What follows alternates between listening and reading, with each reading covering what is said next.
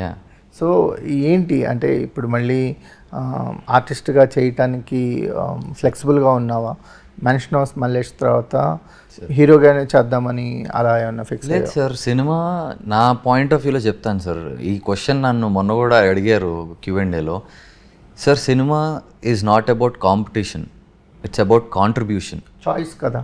చాయిసే sir. ఇప్పుడు మంచి character ఇస్తున్నారు, ఇప్పుడు అగైన్ కొత్త డైరెక్టర్స్ వస్తారు, ఆల్రెడీ ఎగ్జిస్టింగ్ డైరెక్టర్స్ ఉంటారు, they are doing something good and amazing అనుకున్నప్పుడు అవకాశం ఎందుకు వదులుకోవటం సార్? ఒక్కసారి పోతే మళ్ళీ అవకాశం రాదు సార్. అదైతే చాలా గట్టిగా నేర్చుకున్నాను నేను. ప్రతి అవకాశం చాలా గొప్పది, అది డోర్ ఓపెన్ ఉన్నప్పుడు వెళ్ళిపోవటమే. కొన్నిసార్లు మనం అనుకున్న రిజల్ట్స్ వస్తాయి, కొన్నిసార్లు అనుకోని రిజల్ట్స్ వస్తాయి. You never know. నేను లక్కీ భాస్కర్కి అదే అనుకున్నాను సార్. నాకు వద్దు అని అనుకున్న టైంలో వెంకీ గారు ఒకటే చెప్పారు, నీట్గా ఎక్స్ప్లెయిన్ చేసి, శ్రీనాథ్ రిస్క్ ఎప్పుడు తీసుకుంటావు, ఎన్ని రోజులు సేఫ్ గేమ్ ఆడుతావు, ఎప్పుడు రిస్క్ ఎప్పుడు తీసుకుంటావు అన్నారు. అది నాకు చాలా స్ట్రాంగ్గా కూర్చునిపోయింది.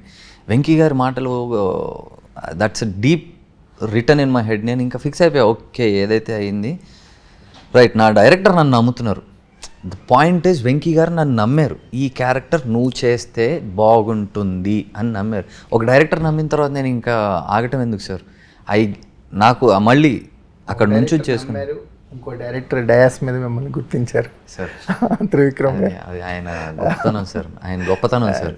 That's where they are big and selfless people అంటారు కదా, ఆయన గొప్పతనం సార్ అది. ఆయన నా గురించి మాట్లాడే అవసరం కూడా లేదు, కానీ ఆయన మాట్లాడారు. అంటే నువ్వు చూపించిన నటన, అంటే నీ టాలెంట్ త్రివిక్రమ్ గారి చేత మాట్లాడేలా చేసింది.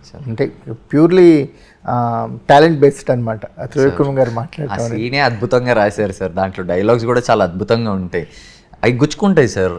వెంకీ గారు రాసిన డైలాగ్స్ అండ్ సీన్ కంపోజిషన్ కూడా ఎవరు చేసినా అందంగా ఉంటుంది. It's just that I got lucky to stand there, అంతే.